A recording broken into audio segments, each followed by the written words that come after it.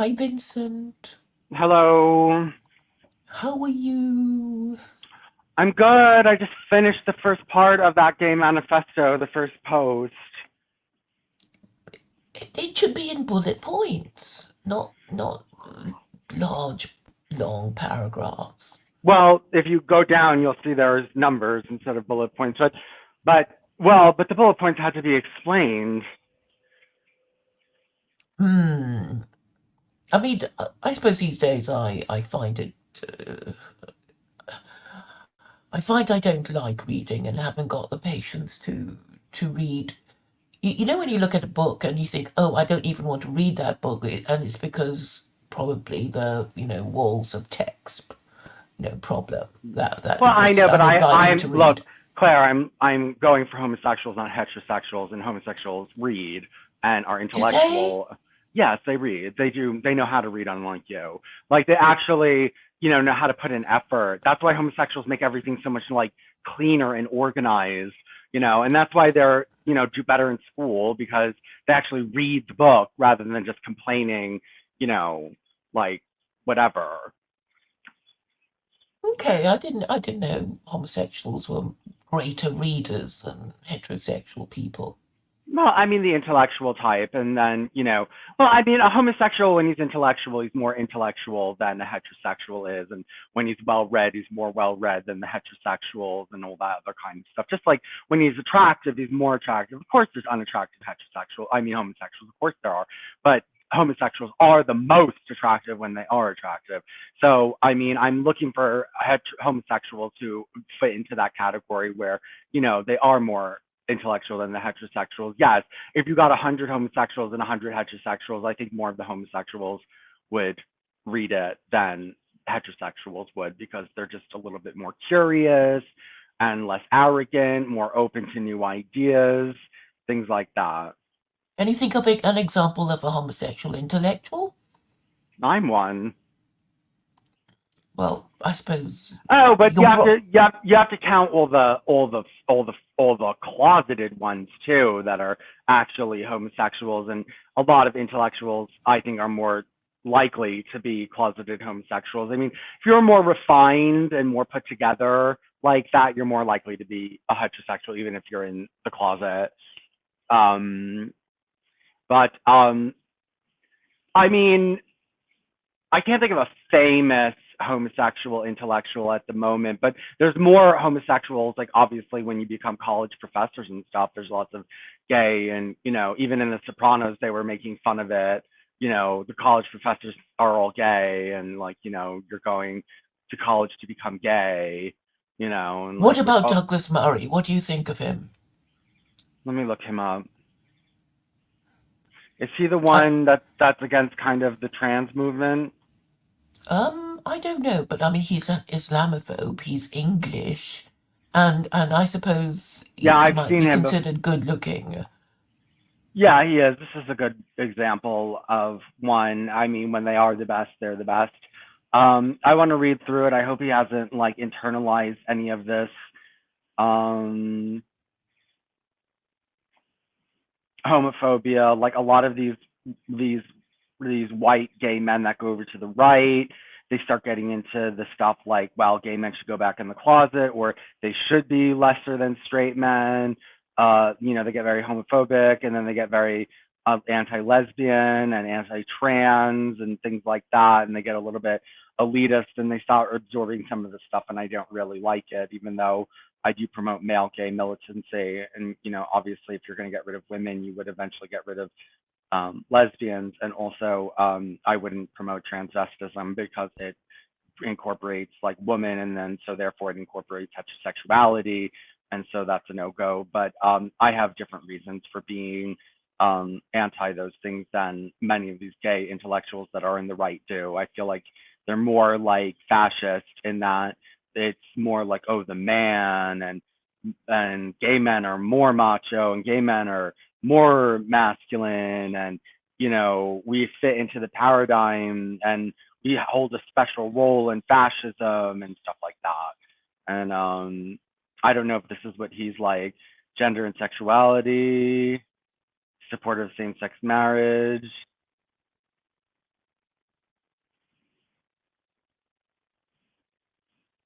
well, he says being gay is a hideously unstable way to try and base any form of group identity. But the outside made us a group identity. They attacked us as a group identity, so we became a group identity. Homophobia has mostly been vanished. That's such a fucking lie. It's on a resurgence. Perhaps he doesn't feel particularly threatened.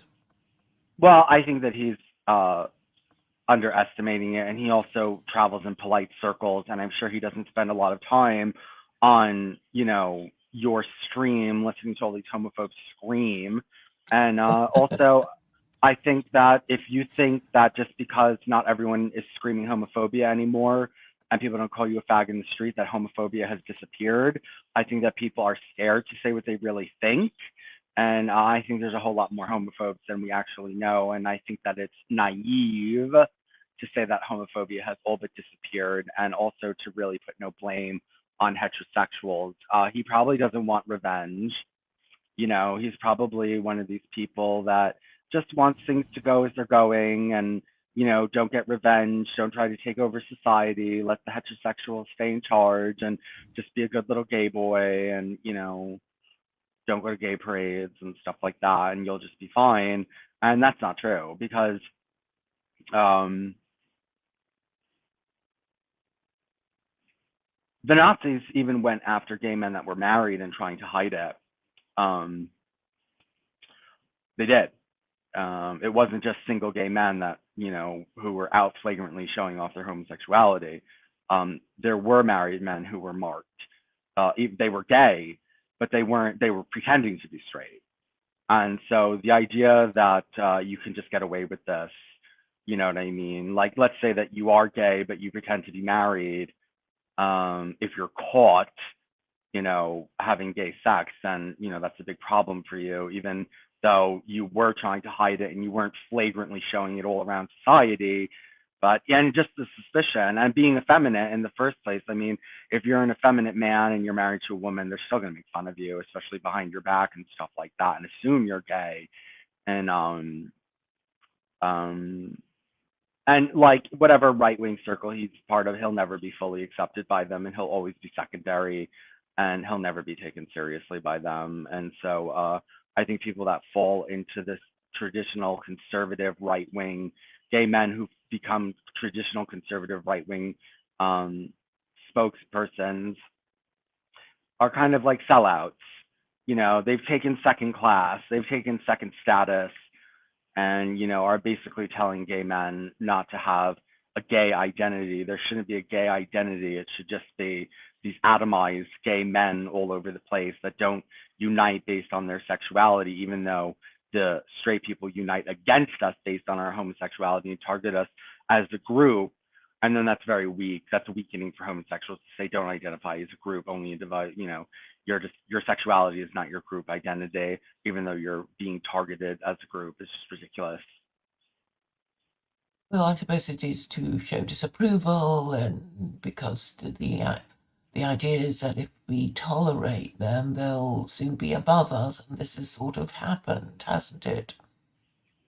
Yes, we go above you because we're smarter than you and more capable than you are, and you have to keep us down. If you don't keep us down, we take over. It's just changing this And the mentality. same as women. Yeah, same with women. Well, especially when things become very civilized and life becomes a little bit less about, roughness and the rough grind and, pulling up all the trees and plowing the fields and stuff like that. As soon as that kind of stuff goes away, yes, women take over. And this is what I was trying to explain to people, that in civilized conditions, women are much more dangerous because, under civil, people are more civilized. Things aren't so brute. And so to be more manipulative and underhanded and sly and like, sneaky is better than being totally abrupt and upfront. The reason that the right wing alternative dissidents can't get anywhere is because they don't use female sentiments. They don't hide. They're just like, yeah, we're here to kill everybody.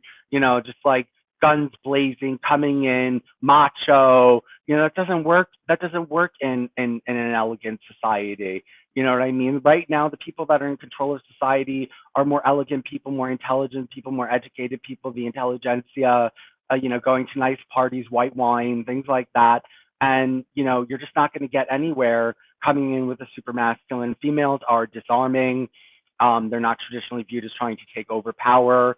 That's not true. It's just before they couldn't, now they can. And so they're working towards that. But they are more dangerous in the civilized age.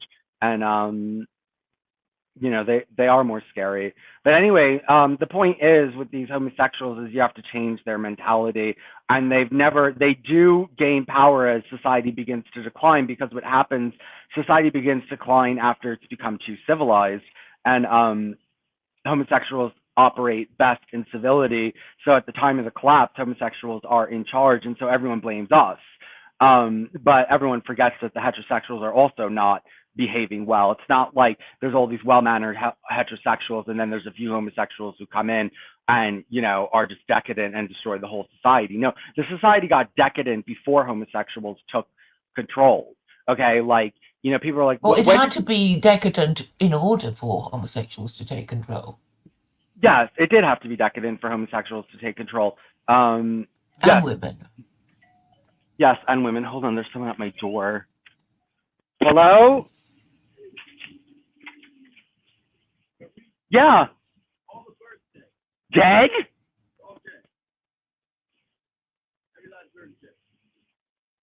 Overnight?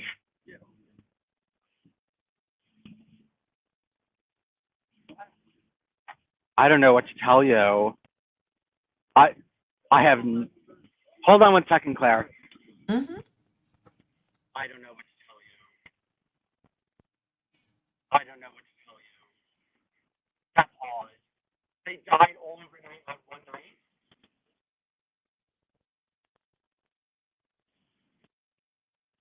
I'm sorry. I don't know why that happened. I'm sorry.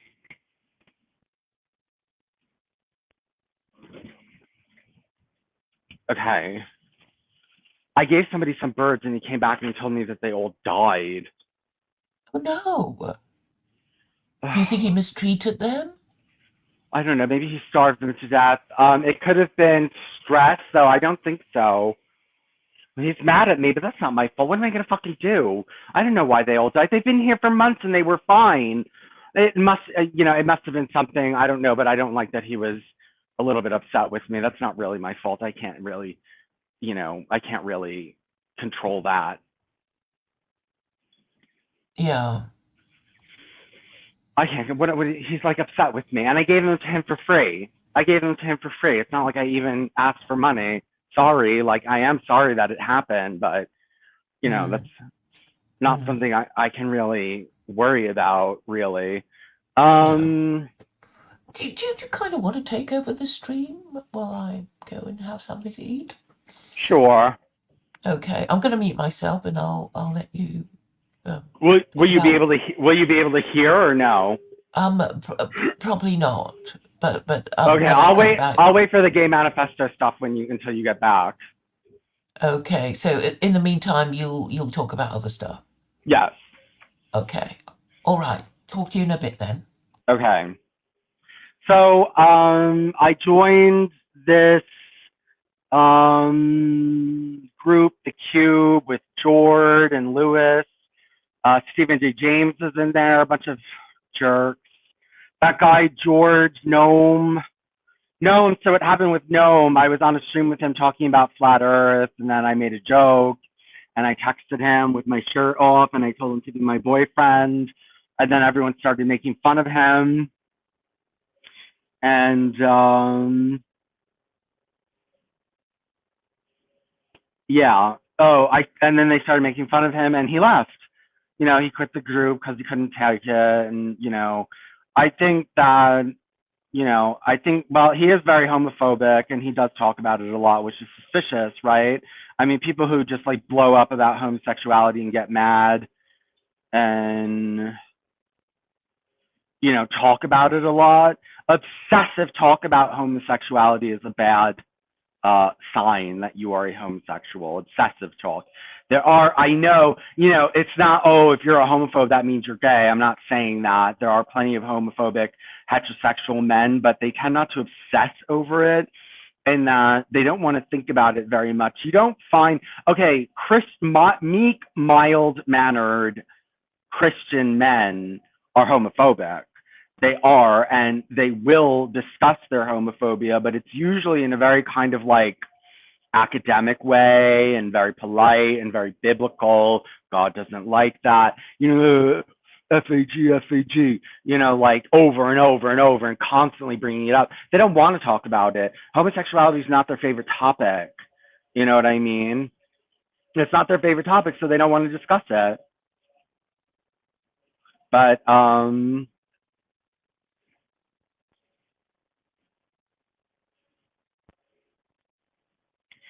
what was I saying? Um, what was I saying? I can't remember what I was saying. Oh yeah, so he's like that. I met this other guy in there named CJ who's like over the top homophobic. Lots of homophobes in there. Dumb heterosexuals. You can't have a conversation with them.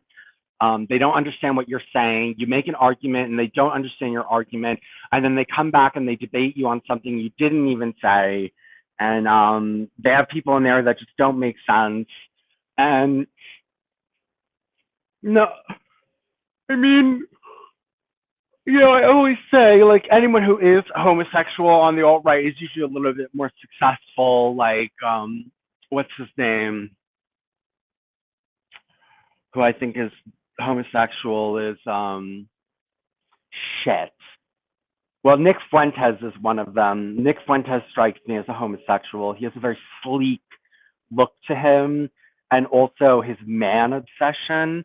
Like, we don't like women, we like men, and like okay, to purposely promote inceldom and like to make it like a lifestyle to the point that you're trying to get all men to be incels is a little bit of a bad thing. Like, homosexuals are more likely to be drawn to incel culture because it's an excuse not to have sex with women. So let's say that you're a closeted gay man and you don't want anyone to know, but you don't want to have sex with women. One thing is to become a woman hater and go incel. That's why so many so many monks are gay. Like, becoming a priest is a good excuse not to hide your gayness.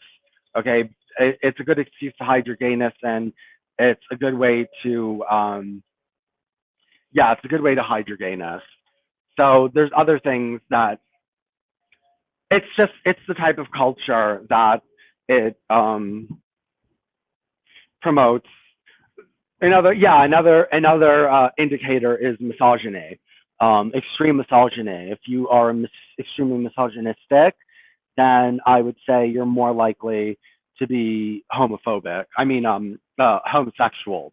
There's misogyny, and then there's misogyny. There's being a little bit misogynistic and having misogynistic banter every once in a while. But when it takes up the majority of your time and you start idealizing men, and like all your posts are about how women are such shit and men are so great, then that leads towards homophobia, not liking the company of women. It eventually will get hard to have sex with them, and it'll eventually, your sexualization will go towards other men because they're so good, they're so great, they're so noble. You want real love with them, and you can't have real love with your wives. These men can't have real love with their wives because they feel like their wives aren't equal to them, and the only way that you can have love is on an equal footing and things like that. And interesting.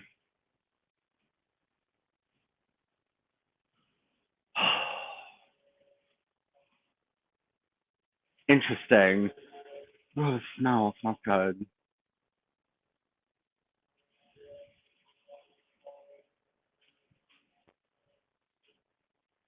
I'm cooking for my husband something. Um, this is another thing in that group. Big thing I've been doing on my channel is proving the Earth is a globe and not flat. Because in these, of course, heterosexual dissident right circles, flat Earth is starting to become a big thing again. And I don't know many homosexuals who believe in flat Earth, but it is more likely for you to be a heterosexual and believe in flat earth. It's more likely for you to be like, a bigoted, homophobic asshole. And, because I even heard, I know they like to do it because the Bible supposedly says that the earth is flat, but I was actually reading that that's not necessarily what the Bible is saying, but maybe it is saying that. And oh yeah, and they bring on people to say that rockets don't really go into space; they fall in the ocean. But rockets are phallic worship, and it's satanic, and that this is all just. They say that because we can prove the Earth is flat using geometry and astronomy, and they say astronomy and geometry are Freemason sciences, which everyone knows I'm against Freemasonry, but I'm not going to give up geometry and astronomy based upon the accusation that they're Freemason sciences. That's absurd.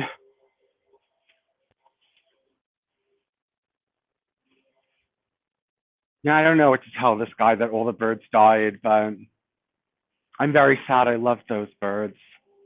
Hurt breaks my heart. Breaks my heart. Um, there's lots going on.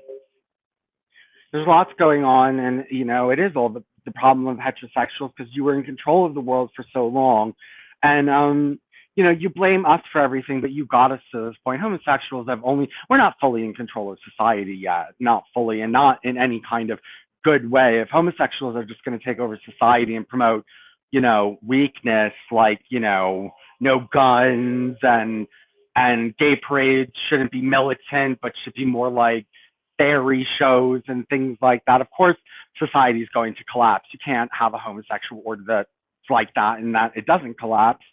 But what I'm trying to do is promote a more militant approach to this and actually purposely trying to take over control. Stop being so passive.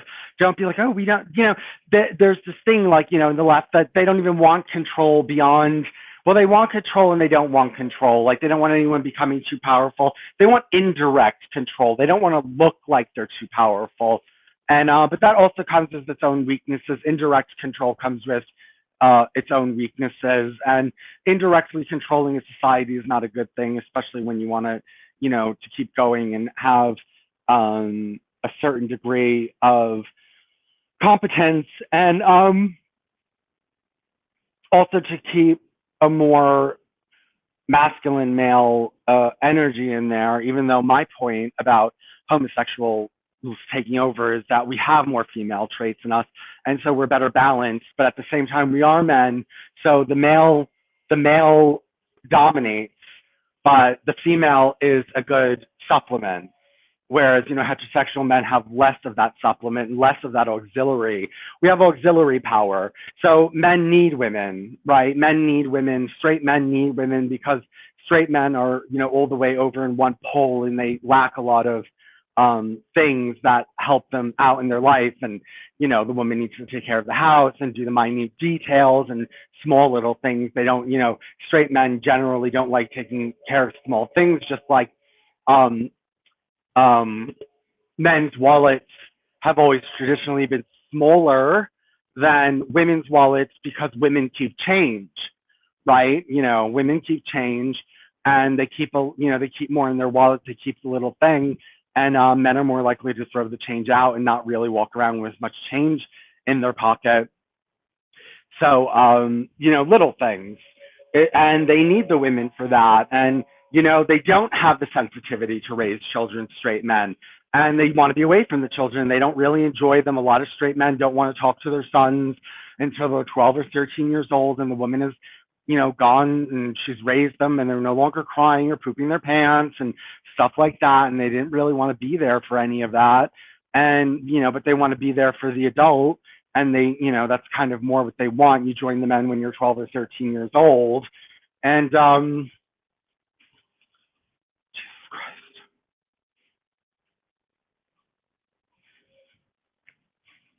You join the men when you're 12 or 13 years old, and that's how it goes. Whereas a gay man has more sensitivity, like we were fighting, like, you need a woman to raise a child, you need a woman's love. Well, first of all, to say that, you're admitting that men don't have love. Men don't have a kind of love that can help a child.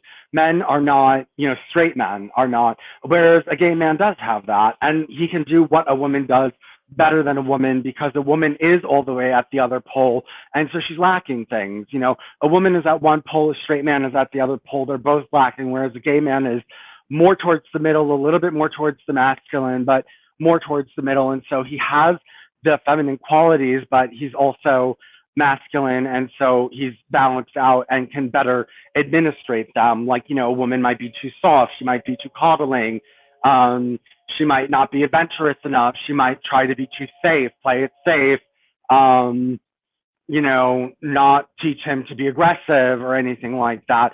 Whereas, you know,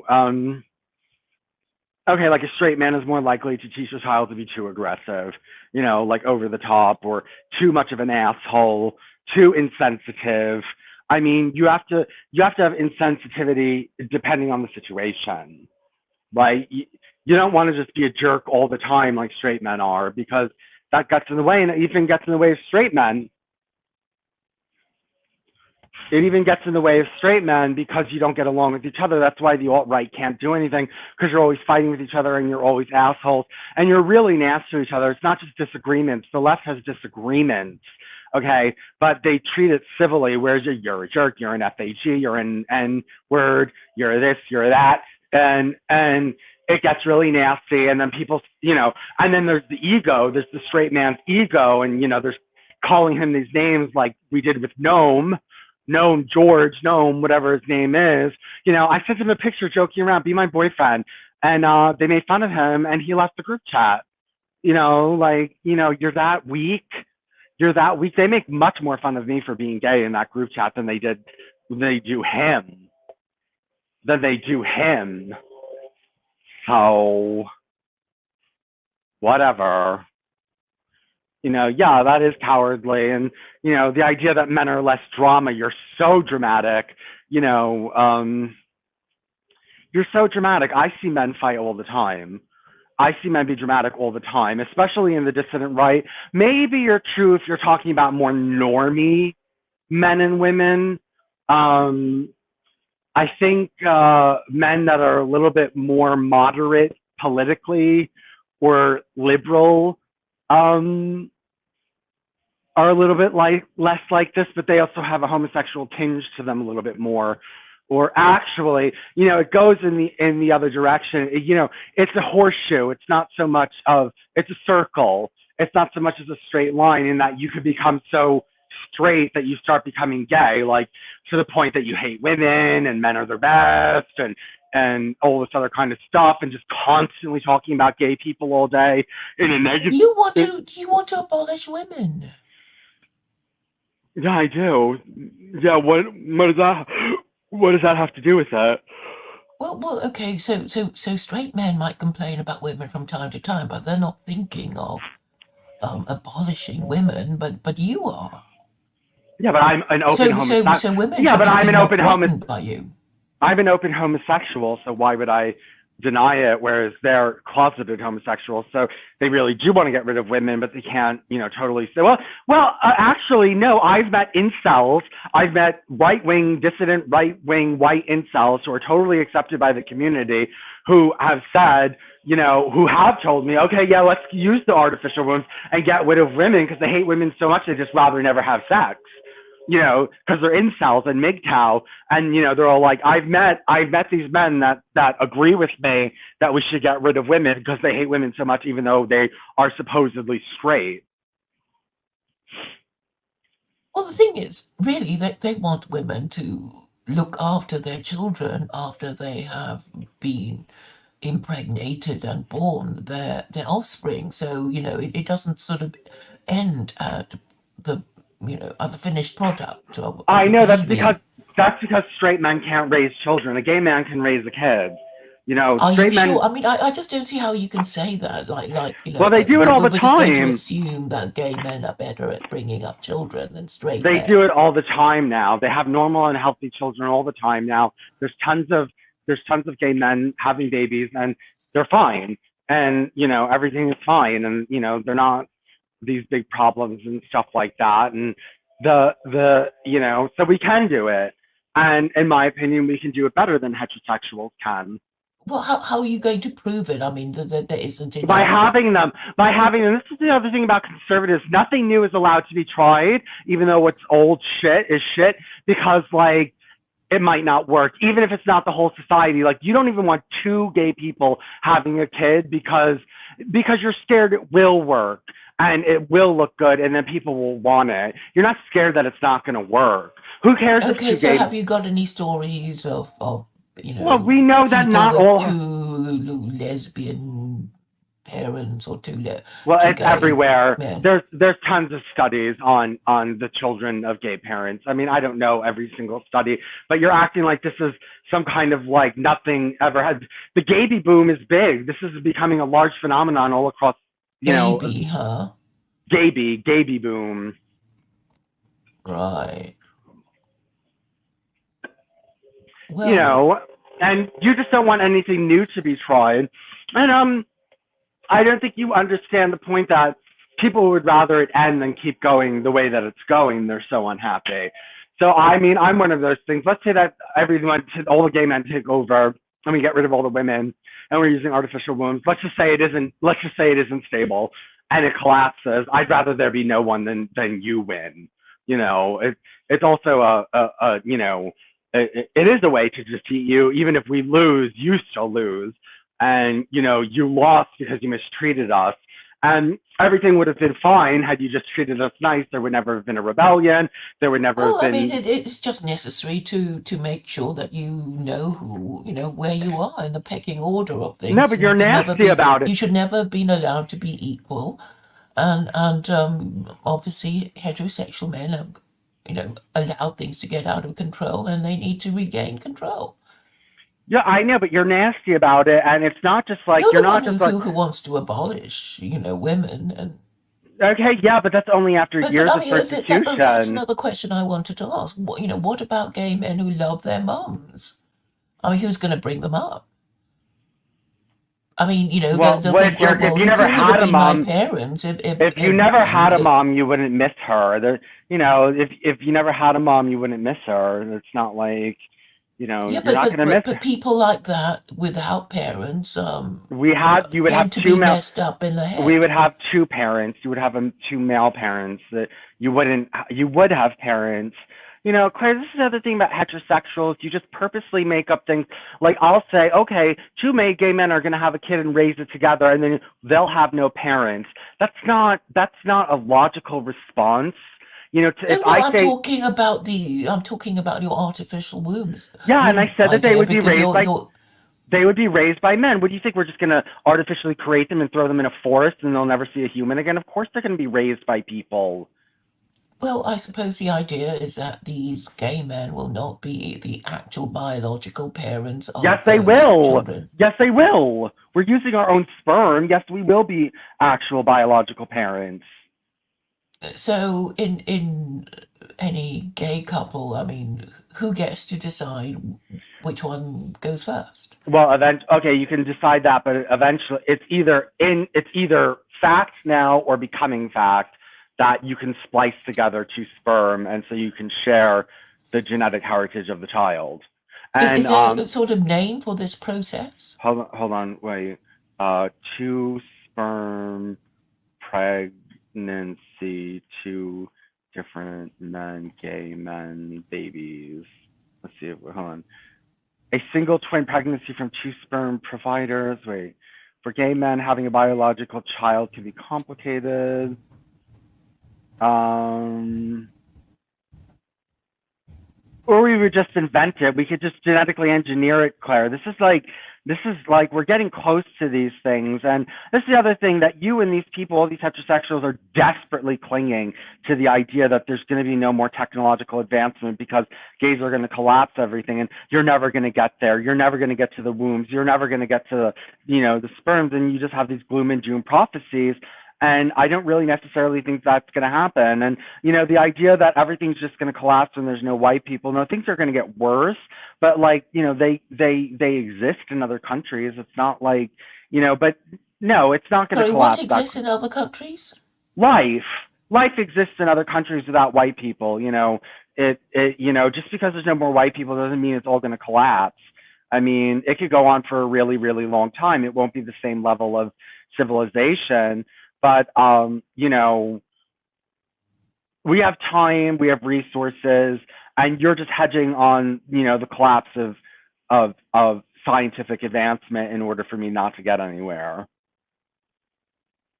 Well, I mean, it seems quite likely that World War III will blow up before you get your Yeah, I know artificial that that's wombs every. invented.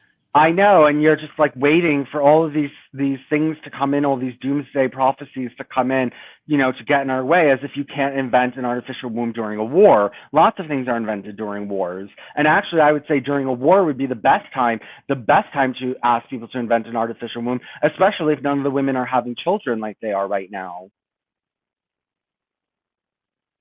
Well, the quickest way to make women have children is to withdraw contraception.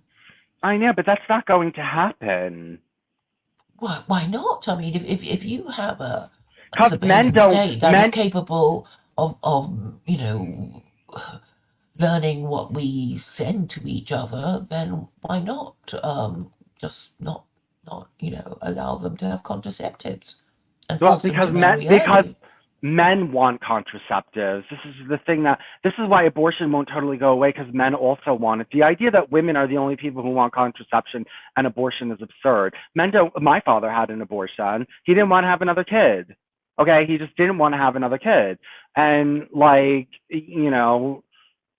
it's not like men are desperate to have more kids. They're not. Right. I mean, I know that, that there are men who don't want to face up to their responsibilities and want the women that they have impregnated to have an abortion because they don't fancy paying for the kid. And I guess in the olden days when Moloch was in existence, there were all these married couples who had all those children that they didn't want, which is why they were quite happy to sacrifice their babies to Moloch. Yeah, child sacrifice. Like if you don't have it, you're either going to have child sacrifice or child abandonment or child abuse. If you force the parent, look, in nature, if a mother had too many babies, she would just throw she would leave behind the youngest ones and continue on her way and say, I can't take care of all these children. I can't feed everyone. When am I going to let every child starve? I'd rather four of my children live and give up four of them. And so it's either child abandonment, starvation, or in the modern world, it's just insanity. I mean, eight children, even in the modern world, is going to make you very unhappy, and it's going to, give you a lot of problems. And so most men don't want eight children. If you went to most men today and said, "Do you want eight children?" they would say no. Yeah, unless people go ooh and ah and how wonderful for you if you can boast that you have 10 children. I mean, then you want to have children. Yeah, but we're It just not depends on in that. how your children are received. Yeah, well, I mean, people would probably like, "Oh my God, that's such a burden. How do you even deal with that?" Yeah, and then they think, wow, you manage it so well. You must be so rich and so clever and so strong and so wow.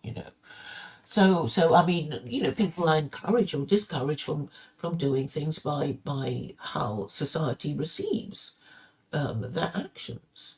So if people don't are shameless about being unmarried parents, and you can address their behavior by making people go, oh, you're a sex offender, you should be lashed 100 times in public for every illegitimate offspring you have. So it's a law that changes behavior in the end, and and I mean you know that too, I guess. And currently there's no pushback from your ideas because people are just too scared to even talk about unmarried parents being not quite a good idea. But when I think your greatest obstacle is all these gay men who do love their mother. you know Maybe they don't want to think that they could have been brought up by somebody else, not their mum. I mean, have you run that idea by your husband? Does he love his mum?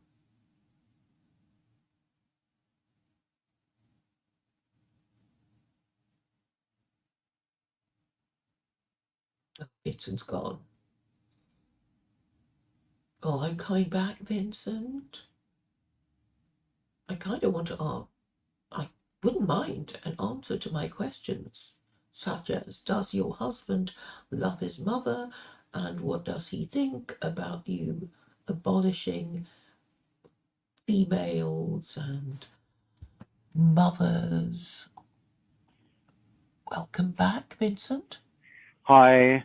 Um, what were we talking about? Well, I was asking you if your husband loves his mother and what he feels about his mother. No, he doesn't like his mother, but look, I mean, just because I do think, well, look, parents are generally crueler to their obviously homosexual children, so I think gay men are less likely, obvious gay men, not men who can hide it. Obviously, gay men, I think, do have worse problems with their mothers because their mother was probably more likely to be nasty to them. You know what I mean? Sometimes they're nicer. Sometimes the mom is like overly nice because the boy's a gay boy and she likes it and she wants to go out shopping with him. But a lot of times, I think that most people are homophobic, at least a little bit. And, oftentimes it is just like subliminal little microaggressions, but, you feel it. And also you can, if you build up this like grievance industry, basically I want to like, write books, whatever gay boys should know, and basically let them know, your mother hated you, but so did your father. But, basically I was discussing this with them. We were talking about men can be gay, and so they at least have the ability to not be homophobic, whereas all women are homophobic, even when they claim they're not homophobic. If you're a woman, it's just, it has no purpose for you, and it doesn't work for you. And I just think that all women are mildly homophobic and will never be able to get over it, whereas a man can change his sexuality or at least become open about it, and then he has the ability to not be homophobic anymore. So, but also just the fact that if you have a woman, you're going to have heterosexuality, and then you're going to have all the problems of heterosexuality, and then they're going to want to come back, and the men are going to want to have sex with them, and then we have to create them, and then the whole thing will start all over again, and there'll be a problem. you know Mm-hmm. Women would rather be dominated by heterosexual men than be free with gay men. Women have a problem where they accept abuse. Um, Well, I suppose they know that if the men they're dealing with are not interested in having sex with them, and it makes their lives that much harder. they They're don't not know, going but to get so much free stuff from gay men no, who don't want to have sex with them. they wouldn't get free stuff, but they would be free. Okay, like if it was just gay men and women, women would have better promotions, women would be treated better, they wouldn't be second class, nobody would be telling them to go back into the kitchen, anything like that. But that's not what they want. They want to be abused, and or at least that's what Or they they want gravitate. to be provided for. They want a meal ticket. Well, that too, but also, they don't have, like they just don't have that miserable lifestyle that they want. They don't have that. They, I don't know. They're sick. They're sick. Well, I mean, the fact is, men and women don't really know what they want. I mean, that whatever you give them, they're going to complain. So you might as well make them do the right thing and be grateful for it. But You know. if there were no women, then there wouldn't be complaining because men would just be with men, and there's no reason to complain there. There's no war of the sexes.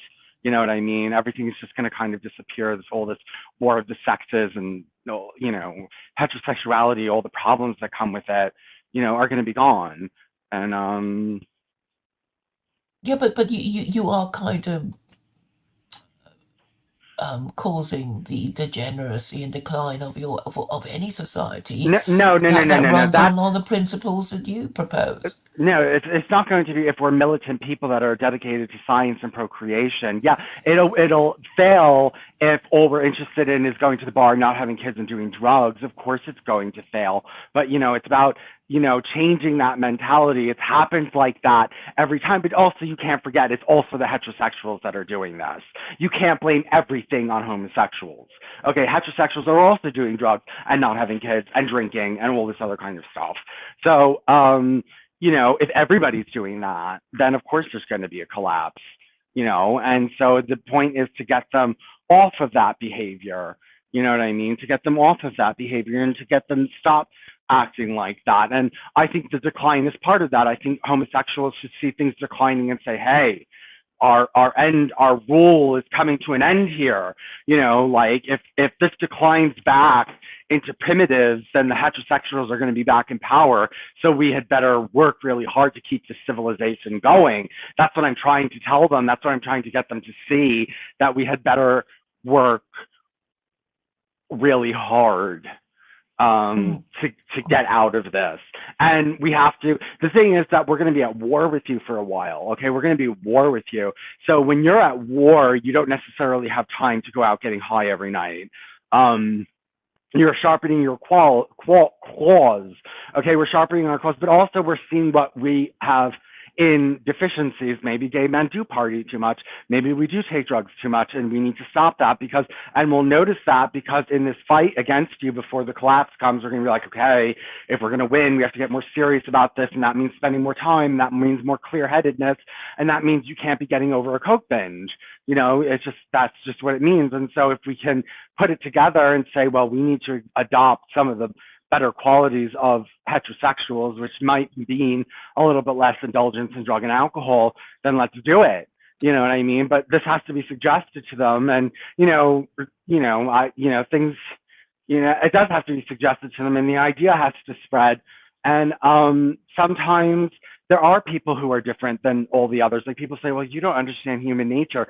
People don't think like that. There's a way that most people think, but there's also unusual people who have unusual thinking, who do not think like the normal people, and they have aberrant thinking, which is actually helpful aberrant thinking because they're more advanced than regular people, even though they have abnormal psychology. It's actually a positive form of abnormal psychology, and these people can make a big difference. Even a few people can make a big difference. A few Jews can make a big difference in an entire society.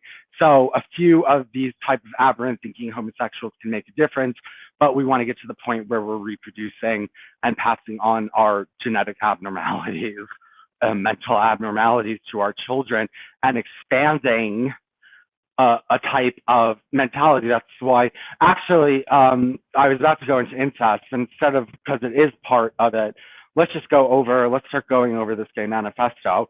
So if you go to gaymilitant.blogspot.com and you go to October 24th, 2023, the title is Laws of Gay Militancy, gaymilitant.blogspot.com, I set out 10 laws with explanations about what we need to be doing.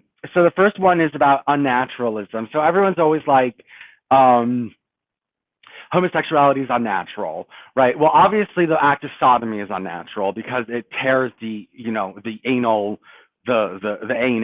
and an anus, it hurts, and it's not really supposed to be up there, and it can cause blood even with not that much friction. It's just not designed that way. But so I concede, and I say, yes, homosexuality is unnatural, even though in a way it is natural because it does appear in nature. There's gay penguins, there's gay lesbian seagulls, things like that. There's just things to see where there is homosexuality in nature. But the point is that, okay, we represent what's unnatural, but everything that's unnatural has helped humanity. Synthetic medicine, synthetic compounds, rocket fuel, high mathematics, anything that humans have created that doesn't exist in nature has really helped us. Just like, the organization of parts is not natural. It's just like lots of things aren't natural. Whatever is synthetic man-made has really, really helped us. And I'm saying that the essence of the unnatural synthetic man-made that is helpful to us exists in the homosexual at the greatest percentage. That's why we're in control during the civilized time, because we're surrounded by such synthetic culture and such synthetic ideas and unnatural ideas. We don't live in nature anymore, and when we are out of nature, the homosexual is in charge. Yes, when we are out of nature, the homosexual is in charge. So we want to promote this concept of praising the unnatural, but at the same time, we don't want it to conflict with nature. We want to make it as good for nature as possible. If there's some detrimental effect, it's okay, but we can mitigate it. But, you know, you don't want to be creating bleach and dumping it into rivers and stuff like that. Not that level of unnaturalism, something a little bit more contained. And I would say that, you know, when we do the unnatural, yeah, we're not going to be heterosexuals. We're not going to dispose of chemicals into the drinking water. You know, that's just not what a homosexual would do. You know, they would actually, like, you know, recycle it, clean it. And, you know, heterosexuals, this is going to cost me money, so why don't I just poison my grandchildren? You know, that's the heterosexual way of thinking. A homosexual wouldn't do that. Homosexual's not going to build a drain pipe from a chemical factory into a waterway or a watershed that's feeding people, you know, watering people. It's just not going to happen. Those types of things are just not going to happen. So the next point is, okay, so you can either be a non-supernaturalist, or you can be a hard polytheist. You cannot be a monotheist. You cannot be a dualist. You cannot be a monotheistic pantheist. You can't be a soft polytheist, which is the Trinity, and that is to maintain moral relativism. So if you have one God, one power, one all powerful consciousness that has made the rules for everybody, then you can't question that. It's a static set of rules that sits there forever and never changes. And this idea of a non-fluid morality is very anti-homosexual. That's very heterosexual. I'm in charge. I know what's best, and I'm never going to change my mind. My rules are forever and static and very arrogant, very controlling, and just unable to think that you've done anything wrong and that you can improve, or that society can improve. Just like you don't think that anything new should even be attempted because you already have something that you've tried, even though it works like shit according to everybody. You know, just leave that, because, you know, new ideas means new morality, means new way of thinking, means criticizing old ways of thinking. And so polytheism makes it so if there's always polytheism or non-supernaturalism, then there's always another God, there's always a different person with a different mentality. And so the morality would be fluid. And so that's why you have those religious commandments, or those instructions there in that. Okay, the next is non-orthodox and non-dogmatic Beyondism. Beyondism is the philosophy that was started by Raymond Cattell. He was a personality psychologist. He won a lot of awards from the American Psychological Association. He was a big name, but he was not known for the religion he started called Beyondism. So basically his premise was that we don't know what the best conditions for humans are genetically or culturally. So let's all just separate into different nation states and do our own cultures and breed our own races. And then let's observe each other and let's pick apart what's good, what's bad, incorporate what's good into our own nation separately, and weed out what is bad from our own nation separately. And so therefore, as we are all different and all diverse, we will all grow and become better and better. And, you know, but the point is to diverse further away from each other, because the more diverse and weird the cultures are, the more you're going to get these kind of, and weird the genetics are, the more you're going to get these anomalies. Or not anomalies, you're going to get these types of, you'll learn more. So, and part of the moral relativism is that, because we have to let different societies do what they want. I think there needs to be a certain level. Obviously, you can't promote homophobia, but there needs to be a certain level. So the next thing is artificial womb technology and egg production. Obviously, gay men are not going to get anywhere until we create artificial wombs and artificial eggs. We rely on women. That often relies on sex. So now we have surrogacy. I did insert into this, we do need artificial wombs, but I said be smart. Prior to the creation of the artificial wombs, use surrogacy. We need to get the population going now. We can't just sit and wait for 50 years in order to start breeding. So we'll use surrogacy in the beginning. Don't tell the women what you're up to. And I said, try not to have daughters. If we don't need daughters, we won't have them through the surrogacy programs or through the artificial wombs. We won't have them. It's too hard. You'll get attached to them. You won't want to get rid of them. It'll be hard to manipulate them. It's just too much stress. on the homosexual. So, but I said if it does get to the point that the heterosexuals have fucked up their breeding so much that you cannot find a suitable female because the genes and the DNA from the heterosexual system are so ruined, then you can breed some females in order to make up for that. But generally, once we have artificial wombs and artificial egg production, we won't need women, and then you basically get rid of women. Let me see, what's the next premise? Hold on. Okay, incest. So the thing is, you're trying for breed creation, right? You're trying to create a breed. Now, incest is only a problem in humans. We do it all the time in animals. If you want to create a breed, let's say you get a puppy that comes out with a really weird coat color. You've never seen it before. If you breed that puppy with an unrelated relative, the likelihood of you keeping that coat color is diminished. If you breed it with its brothers or its sisters or its mother or its father, the likelihood of that coat color staying and being amplified is increased. So you don't want to practice incest forever and ever and ever and ever and ever and ever and ever. You want to get incest to the point that you have the color you want, and then you start slowly outbreeding, and so what you'll do is you'll make half brothers and sisters, or you'll make cousins, and then they can start breeding, but you make cousins with outside animals, not relatives. So you would make them, instead of inbred cousins, both really closely related, they would be half their DNA would be similar, and then their other half would be from two other dogs in order to make there's a way to inbreed. There is a way to inbreed and to keep it healthy, and people don't understand that. And also, they don't understand that breeders are stupid. Human breeders are stupid. They breed animals with deficiencies because they like the way it looks. Short noses, very short noses, can't breathe, bad jawline, bad hind legs, bad everything. And this is like heterosexual breeders that are creating animals to suffer. And then heterosexuals say, look what happens. You can't do this with humans. Look at this dog that I fucked up. You can't do that. But homosexuals wouldn't fuck the dog up. Okay, we wouldn't make an ugly, messed up dog that can't breathe. We wouldn't do that. And so, the point about incest is that it creates breeds, and you want breeds of human. You want standardized families of humans that look the same, talk the same, think the same, move the same, so that you can create these kind of like mini cultures out of these families, and you can make a stable type of family breed. And then when it's stable, first of all, if the parents and the child have the same personality, and this has been going on for a while, and you can predict more or less how people are going to come out, you can better raise them, you know what they need, and you can better make a program for them, and you can also better make a position in the world for them. You can better make a position in the world for them. Yes, a better position in the world for them.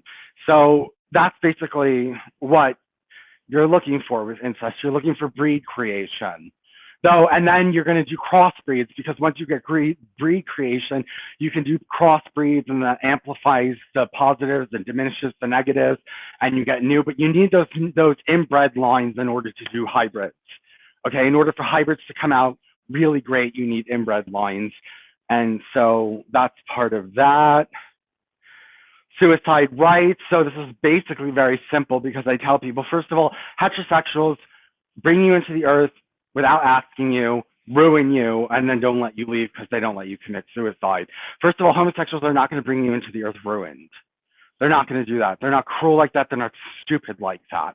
But also, if they did make you unhappy or you were unhappy, they would let you kill yourself. We have to let these people kill themselves, and that's actually really good for us, because if heterosexuals allowed suicide, lots of homosexuals would be gone. They're unhappy in the system you provided. They don't like the world you've created. It's too ugly for them. It's too stupid for them.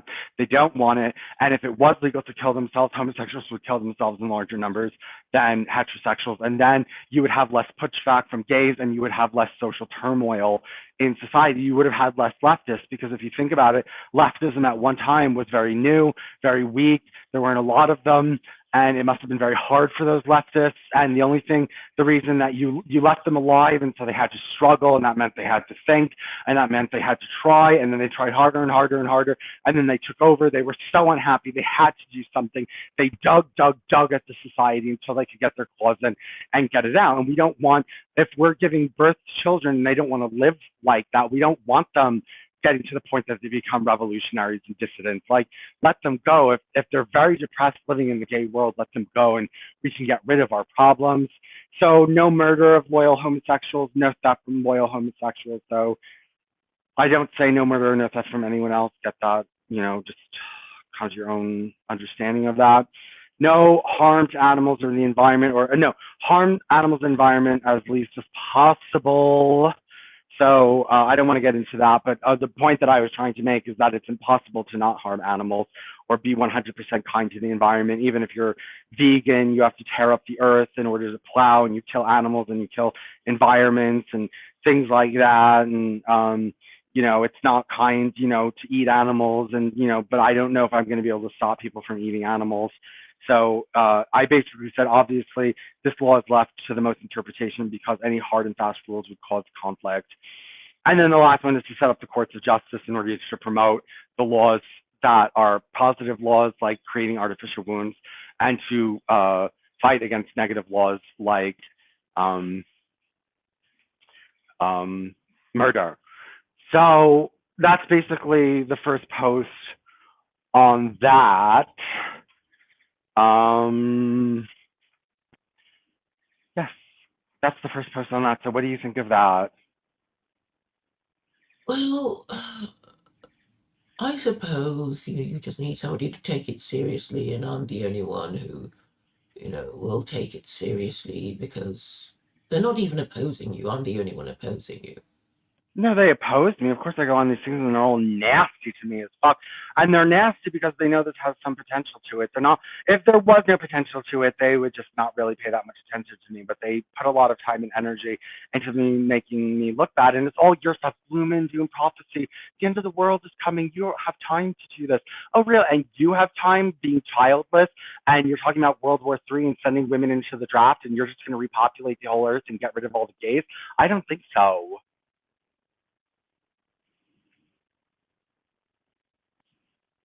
But it would be quicker to do it my way, because then all you have to do is get men to marry women and have children.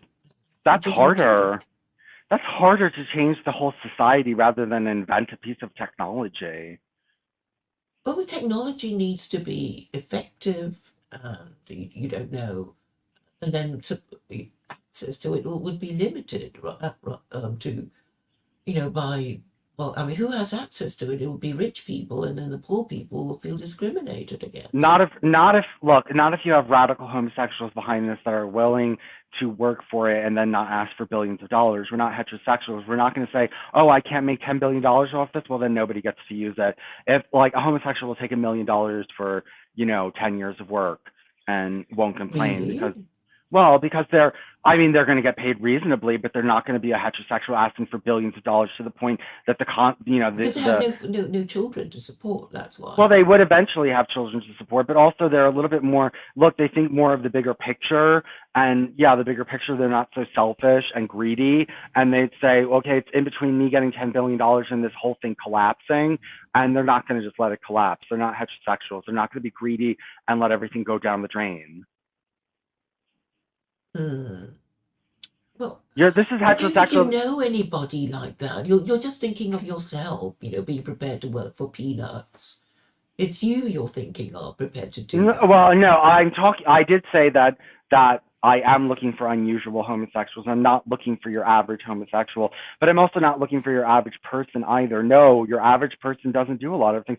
Your average person is not very smart. And so let's say that there's something that's really intelligent. That's, what you're doing to me. That's like saying, let's say that there was someone who wanted to do their PhD in math and they were really smart and they wanted to do it, but it was something that only like 3 people in the world were smart enough to understand. And then someone's coming along and saying, don't do it. Only 3 people can understand what you're doing. But those 3, it could still change the world a lot just because only 3 people can understand it. Doesn't mean that it's not a useful premise, and doesn't mean that it's not going to get somewhere. Well, I can't see anybody supporting it, and even or any homosexual, you know, being interested in it. I mean, you can't find anyone Well, you can't find another homosexual like you. I just posted the article 5 minutes ago. I haven't even spread this anywhere. I haven't been talking about these laws with any. I've only been talking to you people about this. I have not talked to a single person, Yeah, gay well, person, why didn't you talk to gay people then? You don't. You're because always I talking wasn't to heterosexual. ready. Because I wasn't ready because I didn't have a blueprint out. I was practicing on you and getting my ideas together. I didn't want to, I'm not a heterosexual. I'm not going to go running by the seat of my pants before I have everything written down and start telling half-baked ideas to everyone. No, I'm going to have it all like in place before I present it to the world. Nice, clean, organized, a In the disheveled, form of a political pamphlet. yes, which I've made, which That's is what you need to with bullet points on, why this Claire, thing I'm needs to talking, be no, changed. Claire, a homosexual can read one page worth of letters. You can't, but a homosexual is not going to look at a page and a half of writing and cry.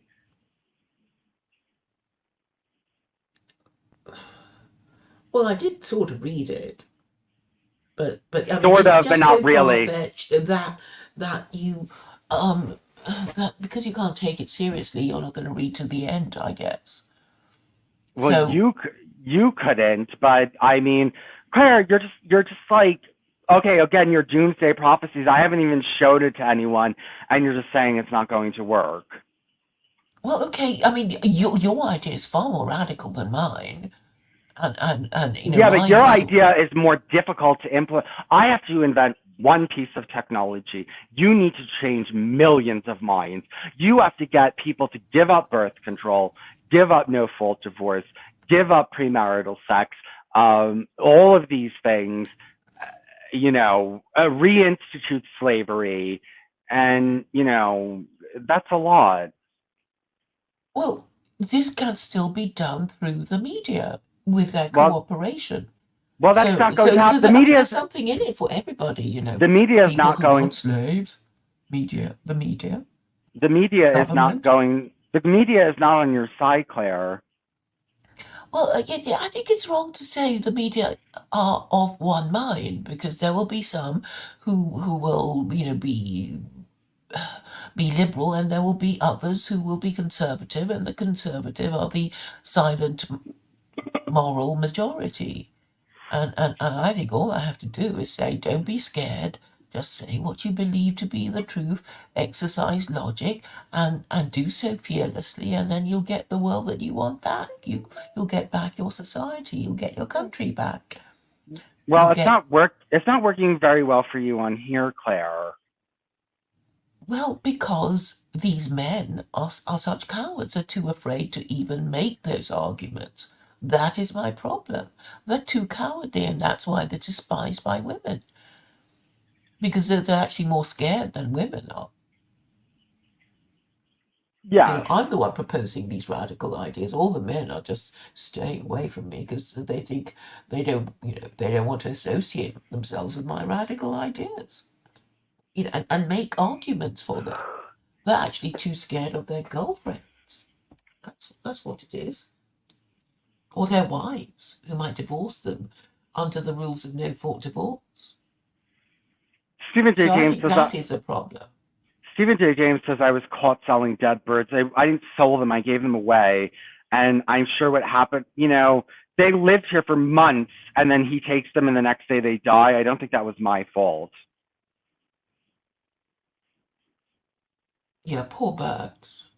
Yeah, I know. I can't tell my husband that. He'll cry. Oh my God, he'll cry.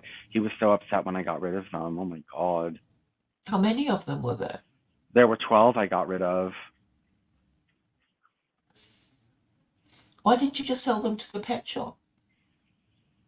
I tried selling them through a pet shop and they weren't buying them. And so the pet shop told me to take them back. And that was Oh, pretty why? tragic. Why is that? Is there a reason? Or? No, nobody wanted them. I don't know. People weren't interested in them. I tried selling birds. I was trying to do that for a while and it didn't work. Hmm. Nobody was interested. I couldn't get anyone interested. Hmm. Oh well.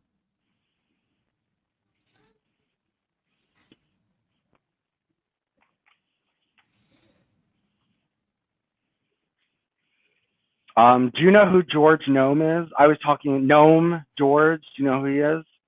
Um, George, in the chat, I don't see Yeah, anybody called. in the I see cube. Well, he reliable left. Andrew Patrick VDH. he left. He left. Okay, I don't know. There's a few new people.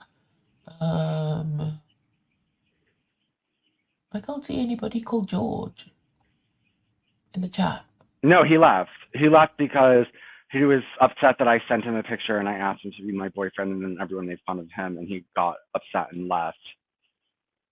Oh, oh yes, the one that Stephen J. James was using as the thumbnail for one of his streams. Yes. Yes, right.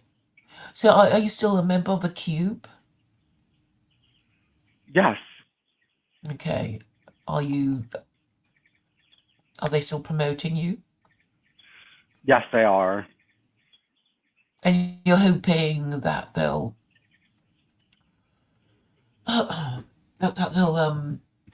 find you something. I mean, but they're just so childish and juvenile and disgusting. They are juvenile and disgusting, but nobody else talks to me, and it did help. Well, I Uh, talk to you, and I'm I just did, saying you're not but taking yourself seriously I because it, well, look, you're it started. not. Look, it started. I started the flat or proving the Earth is round on my channel because of them. Because so, I mean, I look when I go in there, I turn the conversation around to make it a little bit more intellectual, and I use their stupidity as like like bait to get the audience. But um, they are stupid. It at first I thought it was totally useless. It's a little useful, and a little bit useful is better than not useful at all. Mm. And So you know, you know what? This flat Earth thing. I think the problem is that the flat earther will say something that people can remember immediately, right? They'll say, well, it looks flat to me, you know, and all the things, and then you try to prove it and say, oh, look, look at the. Okay, my memory of the earth being round was that, oh, when you stand on the seashore and you see smoke coming out of the funnel of a steam well, no, ship. the mast as the ship goes around the Earth, the mast is the last thing that disappears. You see the bottom of the ship goes down, and then the middle of the ship goes down, and then the very last thing you see are the tips because it's going around the Earth and sinking down the other side. Yeah. Yeah, I know the theory, but I mean, has anybody ever watched it? Of I mean, is course, there even a. Columbus watched it. That's how Columbus thought the Earth was round because he sat there on the ships on the shores and watched the things go around the Earth. Oh, right. Okay. Okay, I didn't know that. Maybe there is a YouTube video of the mast, whatever. Okay. There's actually a MIT technology review about artificial wombs, Yeah, they're on their well. dated September 2023. They've grown lambs in plastic bags. They have done it. I mean, but they also stupidly ended the. They also have these protocols where you can't let it go all the way to completion. You have to end it after a certain period of time. But they've done it. Why do they have to end it? I mean, what so that I it don't. doesn't give birth or something? Yeah, moral problems or whatever it is. I guess they don't want. I don't know. There's some kind of ethics thing with Right, having them right, come to full term. But they've grown them in bags. They have grown them in bags. right. Well, all right. I guess we'll have to leave it for the moment. Well, I mean, I hope people might be interested in the title. Vincent Bruno and the abolition of women.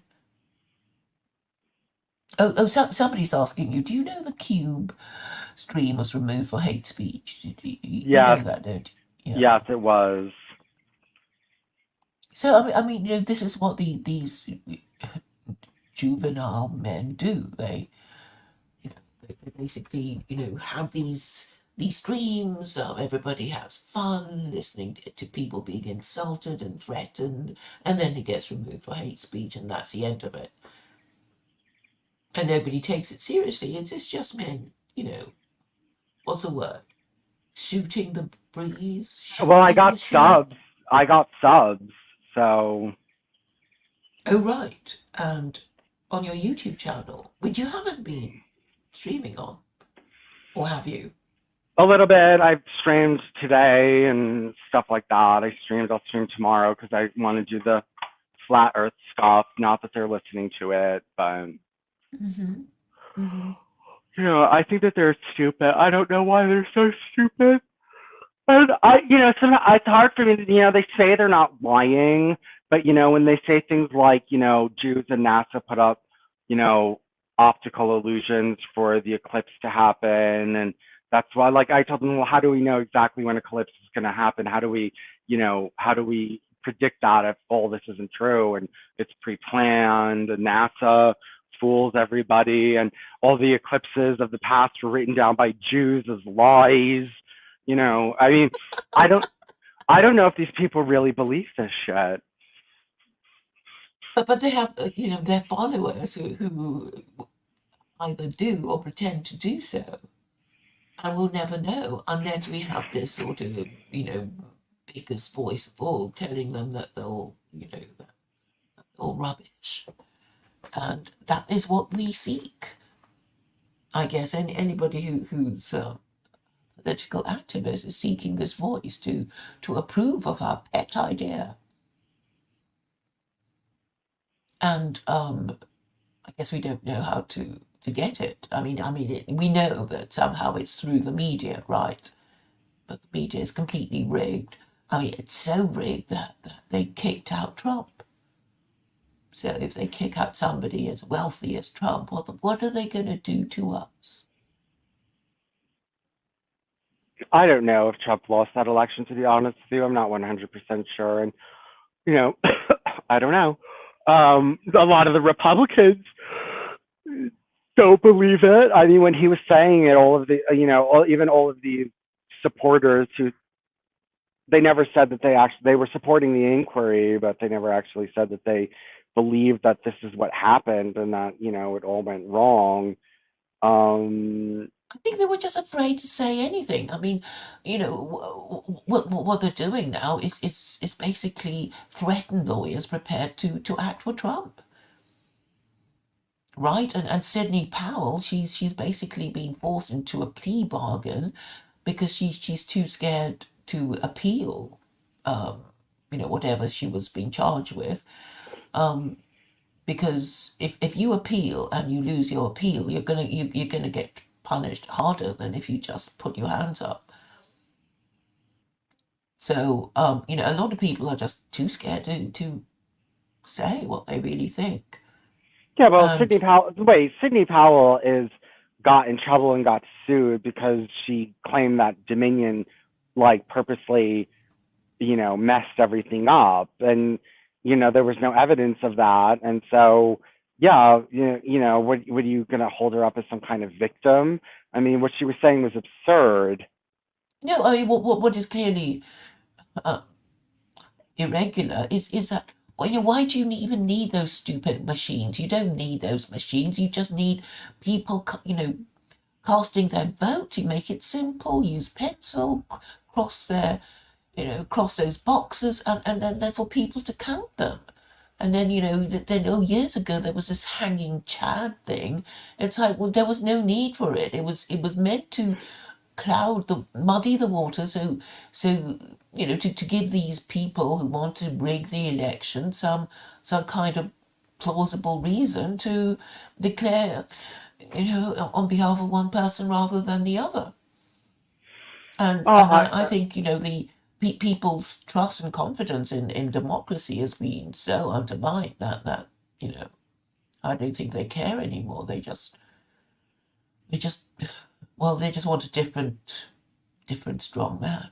Well, not that Biden is strong. They just want they just want their daddy. And Trump is well, close enough. Oh God, Trump is such a fucking. I'm not campaigning for him this time around, and I don't even know if he has.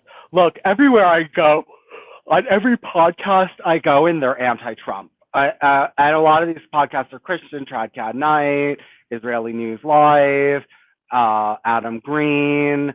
You know, everyone who's talking about anything is anti-Trump. So I don't see how he could make that much. My father turned against Trump. You know, lots of people turned against Trump, and Yeah, yeah. I think one of the reasons why they do it is that they they they pretend to vote. Okay, I know somebody who definitely supported him.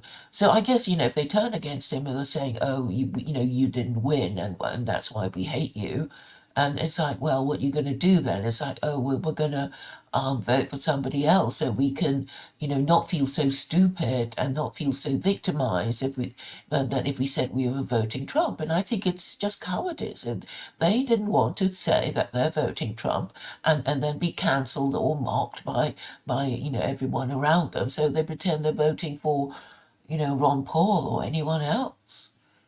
And that is more muddying of the waters. But I mean, you see how effective the media have been. They just shut you up and tell lies about you until people believe it, or are too scared to even publicly say they support you, and then they'll steal another election, and this means, fundamentally, that nobody believes in elections anymore, and then the whole system will collapse. Because I don't see how you can, bring back belief in government when all this has been going on. yeah, but there's other countries where belief in government isn't high and they still don't collapse because just because some society is running poorly doesn't mean it collapses. And like this is the other thing You that, have to change it. I mean, I don't see how you can well, this is the carry other on thing with it. I keep trying to tell these stupid dissident white men. They're all like, okay, we're all going to go out into the wilderness and live on farms and homestead until society collapses, and then we'll all come running out of the woods with our guns and take everything over. Society is not going to collapse right away. This is going to take a long, long time. And the idea that society is just like going to totally implode tomorrow is absurd. Yeah, and that's why I think you might as well say what needs to be done. And if you say it clearly, then people will get the idea rather than say it could be this, it could be that. And because I think a lot of people are just so neurotic, they don't dare say anything. Okay, they might go to meetings that are sort of covering the subjects that they are concerned about, and then they get pretentious intellectuals, talking about it with a kind of plausible deniability, and tell jokes, and take up time talking, pretentiously about ideas, and show slides, and laugh at them, but actually not even propose a solution or talk about the thing that really matters. I mean, I've been to a few of them, and it's just appalling. They don't even Who? say, Wait, this is a problem and this is what we have to do. They don't even say that. who is this? Okay, I'm thinking of some middle class people, middle class intellectuals who seem to be talking about the subjects that cover feminism and nationalism and that sort of thing, but in a very oblique way. And this means that they're not addressing the problem at all, but it's just a bunch of middle class intellectual masturbators, getting getting complimented on how clever they are. But really, they don't say anything. I mean, is it an evening's entertainment? Is it a philosophical discussion? Is it a political meeting? That they don't even know. So I'm saying, this is what they're reduced to. People who can't even say what they mean. Or okay, and I get people who say, "Oh, I don't." No, I mean the thing is, I was being accused of being post-truth, and I was thinking, me of all people, I'm the one going on about truth, logic, and morality the whole time, and to be called, post-truth is well, a lie. And the person accusing me of it, didn't seem to get it. And I said, well, okay, what do we disagree about? What do we? And he couldn't even answer. I mean, it was just a lot of waffle about me not saying that I say, well, I don't remember losing an argument. What do we disagree about? And he wouldn't even say. It was all long-winded. Oh, you're too cerebral. You're too theoretical. You don't care about the practicalities. And so, well, actually, I do. You just won't ask me the obvious question, like, well, how are you going to get it done? They never ask that question. They just assume it's going to fail. But I would have thought that if I was having a conversation with somebody and I said, this is a problem, this is my solution, I would have thought that the obvious question I would get asked after all these years is how are you gonna do it? They never ask that question. They never even think to ask. Even when I say I'm waiting for you to ask the obvious next question, it never comes. It never comes. So I think that that there is something. I think they're suffering from some sort of dementia or neurosis or denial. I mean, do you find that? They don't ask the obvious question. I think I do. At least I ask you, well, how are you going to do that? These are the problems I foresee. That there will be gay men who are fond of their mother. Maybe they don't want to think of, future generations of gay men not even having a mother to give birth to them. I am giving concrete examples.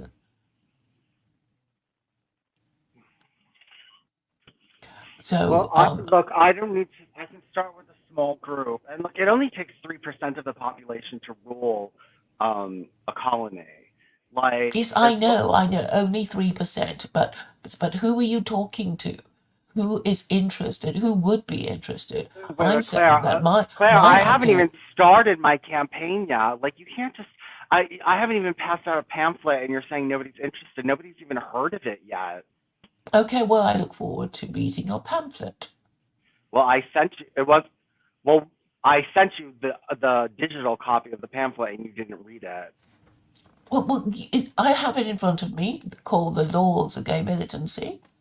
It's not really a leaflet. It's, you know, I mean, the title is Gay Supremacy or Gay Militancy. What's the difference? And then laws to live by. One, two, three, four, five, six, seven, eight, nine, 10. Okay, you've got your 10 commandments. Hmm. Well, I think you need to sort of put them in a kind of one sentence heading with a paragraph below. I'm just trying to be helpful. Five Yeah, well, they says needed some explanation. There's a little bit to the law. I don't want to just, I can't be too simple, Claire. And also, I'm not going for heterosexuals. It doesn't need to be that simple. These are gay men that are intellectual. It can be a little bit heady, okay? That's why, I am focusing on gay men. I'm allowed to be a little bit heady. I'm not writing this for you, Claire. I don't need to dumb it down. okay. I'll read it now. You don't have to read it now, but I mean, I'll read it sometime between now and the next time we speak. But it should you should reduce them into one tweet each for each point, and maybe some people might respond to it.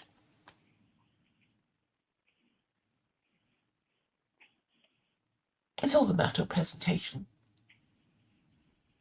yeah, but I'm not presenting to you, Claire. I'm presenting to gay men that can read a half a page of text that are not going to cry Oh, over a page. right. Well, I mean, where are you going to find these gay men who'll be interested in all that? Well, If you I was don't going to present it in a better way. I'm going to start presenting. I'm going to start posting it in all the gay chat rooms and stuff like that. Mm. Facebook I'll, chat rooms? every chat room. Yeah. I mean, I'll go to Telegram gay chat rooms. I'll find gay chat rooms and just post them everywhere. get it going. Okay. Okay, Vincent. Till the next time. You're Did you want leaving? to say anything to your final words for the stream? No, no, I'm very upset that my birds are dead. My poor babies, but Yeah, I'm sorry about your birds. Quite distressing, really. But all right. My condolences, and until next time. okay. Talk to you soon. All right. Bye. Bye.